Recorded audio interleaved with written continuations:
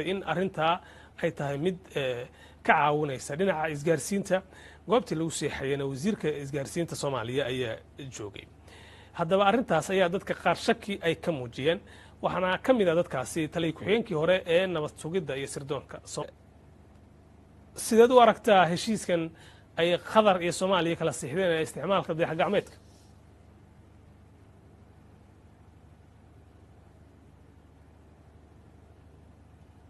qatar dalka kaasoo la sheegay in Sweden wax dawladda dhexe ama ma laha infrastructure ama ma laha qalab ay isticmaasho oo ay ku wada xiriiraan ama ku wada xiran yihiin dhammaan hay'adaha dawladda oo dhan sida bangiyada gaarka loo leeyahay bangiga dhexe sida wasaaradaha oo dhan sida maxaan ku yiraahdaa hay'adaha shaqeeya oo 30 sano u dambeeyayna maaragtay lagu aflaxay ganacsatada Soomaaliyeed oo ayaga is abaabulay kuwaasoo keenay teknolojiyad casri ah oo dhinaca taleefanada gacanta ah iyo hadday noqon lahayd internet intaba midda kale oo saddexaad waxay tahay Soomaaliya waxa soo gala ama la keenay shirkad la yiraahdo Dalcom ay keentay fiber optic internet Soomaaliya dayax gacmeedka ay isticmaalayso oo Qatar ay ka caawinayso muxuu yahay mid maaragtay private aha oo maaragtay ka caawin doona dhinaca satellite-ka ee TV-yada mise waa mid dayax gacmeedka wax basaasa ah marka dawladda Soomaaliya waxa laga rabaa inay shacabka la wadaagto baarlamaankan ay hor keento heshiiska ay la seexatay Qatar inuu yahay isticmaalka dayax gacmeedka wax basaasa dabcan iyagu waxay leeyihiin isgaarsiinta ayuu ka caawin doonaa waan ogtahay wasaaraddu waxay ka shaqeynaysaa muddooyin ku dambeysay adeeg internet ah oo ku filan isla markaana ammaankiisa la isku haleyn karo ay u heli lahaayeen hay'adaha kala duwan ee dawladda marka miyaan arrintaa ku muuqan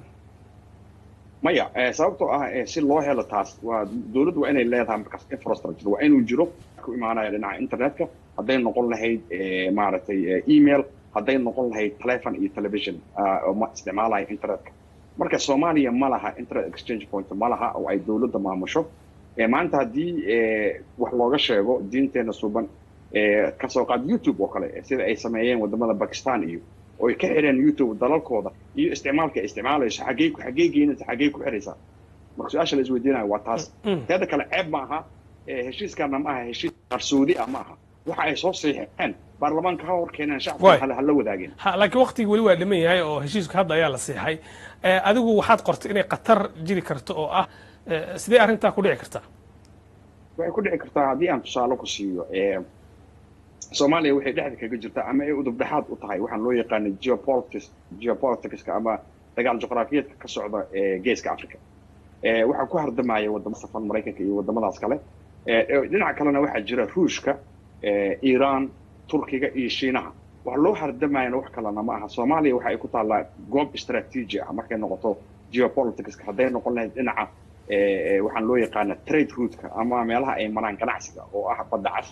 wax kale fiber optic point of entrance midna wuxuu ku yaalaa hoos wadanka Koonfur Afrika midka labaad oo isku xiran wuxuu ku yaalaa badda wuxuu dhex yaalaa badda cas waana midda keentay in 15 markab oo ay leeyihiin ciidamada NATO la yiraahdo waxay ilaalinayaan burcadbada oo Qatar ah haddii uu go'o ama haddii si kale wax lagu yeelo dhaqaalaha adduunka dhan maaragtay uu hoos u dhac weyn ku imaanayo marka Soomaaliya waxa ku hardamaya dalalkaas faraha badan waana midda keentay in Djibouti ay maanta ay maaragtay xerooyin iyo camps soo degeen Qatar sidoo kale waxay rabtaa inay Soomaaliya ayada ay maamusho haddii aan mid xasuusiyo shacabka Soomaaliyeed waxaa jiray telefoon laga duubay safiirka Soomaaliya Qatar u fadhiya Hamza isagoo la hadlaya nin ganacsato ah ku xiran boqortooyada Qatar laguna sheegay in maaragtay telefoonkaas uu ku yahay DB World marka ma waxaad moodaa Qatar ma waxay rabtaa inay ayadana sida loo basaasay wax u basaasto teeda kale dawladda Qatar maxaan ku yiraahdaa maxay tahay dayax gacmeedka maanta ay Soomaaliya kor keenayso waxa ay ka faa'iideyso marka midda kale oo muhiimadda la waxay tahay markii ugu horeysay muddo 30 sano ka badan hor yimaadaan Ingiriiska Faransiiska iyo Mareykanka taasna waxaa keenay booqashadii ugu dambeysay madaxweyne farmaajo uu ku tagay ruushka ayaa waxaa si gaara dowladda ruushka wasiirkooda gaashaandhigga uu ula shiray wasiirkeena gaashaandhigga iyadoo halkaasna heshiisyo lagu kala seexday marka dagaal juqraafiyeedkii ayaa waxaan sii dhexgalka afrika iyo khatarta ay keeni karto beri ka maalin marka miyaanay si nabad ah aan loo isticmaali karin dayax gacmeedkaana uu soomaaliya u caawin karin aragtida cabdullaahi waa la isticmaali karaa fiiri adiga maanta haddii aan tusaale ku siiyo haddaan ku idhahdo ka waran waxaan kaa caawinayaa sidii gaari aad u wadi qadar maxay ku samayn xaggee geynaysaa magacmo maran baa lagu samaynaya marka su-aalo badan baa waxay u baahan yihiin jawaabo marka dowladda soomaaliyeed madaxda soomaaliyeed ay waddankan haddaan dhibaato ku jirnaa 30 sano ku jirnaa 30 sano kale dhibaato kalena marka dayax gacmeedkaasi ma awood ayuu u yeelan karaa in uu basaaso xogta dayax gacmeeda wax basaasa 3 xaaladood ayaa ku xiran mid waa kaamerooyin wax sawira iyo qaar wax duuba iyo waxaan loo yaqaano drone laser oo ah lagu hago daruunada wax maaragtay wax garaaca ama wax duqeeya lagu haga midda saddexaadna waxay tahay waxay siinayaan uu sahlaysaa kuwa dhulka jooga in ay maaragtay xataa emailada iyo waxyaabo badan xoga laga helo marka arrin fudud maaha kolley dadka aqoonta u leh khubaro badan oo Soomaali aqoon leh ayaa jirta ha lagala tashto ha la fiiriyo laakiin dawladda Soomaaliya dalkan iyaysan maaragtay gelin ayadoo heeda gaarka tirsan dhinaca galmudug wad ogtahay ay ahayd kooxda kaliya la dagaalantay deegaanadeena u ogolaan weysay inay shabaab si rasmi ah gacanta ugu dhigaan una maamulaan isbedeladan ka dhacay deegaanada galmudug muxuu ka bedeli karaa aad leedahay xaaladda amni ee deegaanadii ama udub dhaxaadka u ah dagaal juqraafiyeedka ka socda geeska afrika galmudug ama gobolada dhexe waa meesha labaad ee ugu badan waxaa loo yaqaano depositka uraniumka macdantan laga sameeyo nuclearka iyo laga sameeyo aalado kala badan oo maaragtay adduunka laga isticmaalo waana macnaha waxay ka qaalisan tahay maxaan ku ihahdaa ahlu sunna waxay gacan saar toos ah la lahayd dowladaha qatar iyo iiraan wax la qarsoon oo maaragtay wax la wada ogyahay dowladda federaalka ah markii ay la heshiinaysay ahlu sunna uu xaaq baxayay heshiisyada lala galayo muhiimadda ugu weyn oo ay u qarsaneed waxay ahayd sidii loo kala goyn lahaa ahlu sunna iyo qatar haddaad xasuusto saddexdii oo gaashaandhigga qatar ayaa waxay toos uga degeen ayagoo aan xamar soo marin magaalada dhuusamareeb oo kula shiray isla markaasna la kulmay ra-iisul wasaare xasan cali kheyre marka qaska ka socda balaayada meesha ka socota qayb ayay ka tahay oo ahlu sunna iyo qatar iyo ahlu sunna iyo iiraan sidii loo kala goyn lahaa iyo dowladda federaalka ah ka go-an si resourcigaas meesha yaalla oo dowladda federaalka waxay rabtaa iyada in wax walba looga u noqoto udub dhexaad u noqoto qatar danaha Soomaaliya ay ka leedahay laakiin waxay diidan tahay in ahlu sunna iyo qatar ay toos isugu xirmaan marka taas waa mid meesha keentay in maanta ahlu sunna meesha ay joogto la joojiyo haddii ay la heshiin lahaayeen wax la qaybsan lahaayeen xaaf maanta waxa dhibaatada haysta ahlu sunna haysan hase yeeshee dhinaca iyo dhuusamareeb haddii aan aadno xaaladda magaalooyinka dhuusamareeb matabaan iyo gurceel ayaa caawa degan iyada oo ciidamada dawladda ay gurceel iyo dhuusamareeb goobihii ay kaga ahlu sunna wal jamaaca gaar ahaan macalin maxamuud iyo sheekh shaakir iyo sidoo kale ashcari sida wararku ay sheegayaan waxaana kulan iminka uga socdaa magaalada iyaga oo ka arrinsanaya xaaladan soo korortay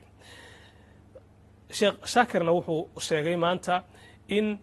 aysan doonaynin dagaal ka dhaco wanaagsan baan ku maqlaa waayo xaaladda deegaanada gurceel matabaan iyo dhuusamareeb ee caawa maxaad inooga sheegi kartaa cabdilaahi waa mahadsan tahay joogu waa degan yahay saa hore u sheegtaba xaaladdu waa degan tahay kadib saansaan kala duwan oo ka muuqatay deegaanada matabaan iyo sidoo kale gacanta si buuxda ugu hayaan degmooyinka gurceel iyo sidoo kale matabaan iyo weliba dhuusamareeb amniga ayaa si wanaagsan ciidamadu ay u sugayaan iyagoona markaasi shacabka la kulmayay oo ka dalbanaya inay la shaqeeyaan galabta u dambeysay ayaa goob fagaara ah oo kooga dalka gaar ahaan taliyaha guutada 15aad jenaraal mascuud maxamed warsame oo saraakiil uu hogaaminayay waxaana ay ka dalbadeen shacabka gurceel ku sugan inay la shaqeeyaan dowladda maadaama dhuusamareeb ay ka socoto dhisida maamulka la doonayo in galmudug loo sameeyo hadda aan kula hayaa ahlu sunna ay gacanta ku hayso inta kalena dowladda ayaa si toosa gacanta uga haysee ayaa waxaa shir uga socda saddexda hogaamiye kala ah cabdirasaaq al ashcari iyo sidoo kale macalin maxamuud iyo weliba sheekh maxamed shaakir cali xasan waxyaabaha laga hadlaya ayaa waxay tahay sida ila xoggaala cabdilaahiyo way noo sheegayaan iyo maadaama arrintan in muddaa soo jiitamaysay dabeedna gacan ka hadal intii isku bedeshay qaybo ka mid a gobolada hiiraan iyo sidoo kale galgaduud ee dowladdu si toos ula wareegtay waxaa wararku ay sheegayaan in hogaamiyaha guud ee ahlu sunna uu weli tanaasuli la'yahay laakiin warar hordhaco hadda aan helayno oo kasoo ay ku qancanayaan mas-uuliyiintaas inuu tanaasulo marka dadka qaar ayaa waxay leeyihiin weli sida xaaladda loo wajahayo go-aan midaysan kama aanay qaadanin mas-uuliyiinta ahlu sunna wixii shalay iyo maanta dhacay kadib marka arrintaa ma jirtaa uu sheegay maran dabcan dhegeysto codkiisa in run ahaantii dagaal iyagu aysan markaasi diyaar u ahayn oo ahlu sunna aysan wax dagaal aysan u ahayn laakiinse labadii ciidan la isku daray deegaanada ku sugan yihiin oo amnigooda ay sugayaan maanta ayaa wararka intooda si toos ay ula wareegeen in hoggaanka ahlu sunna ay ku kala qaybsamaan inay magaalada isaga baxaan iyo inay magaalada joogaan marka sheekh shaakir madaxa xukuumadda galmudug ka mid ah mas-uuliyiinta ahlu sunna wuxuu sheegay in intii dhiig uu daadan lahaa ay ka wanaagsanaatay in ciidamadooda ay ku amreen in aysan dagaalamin deegaanada bari al-shabaab ay ku sugan yihiin loo xoreyn lahaa marka hadda meesha ay ku sugan yihiin mas-uuliyiinta ahlu sunna ma ciidamo fara badan ayaa ku ilaalinaya waa sidee xaaladdeeda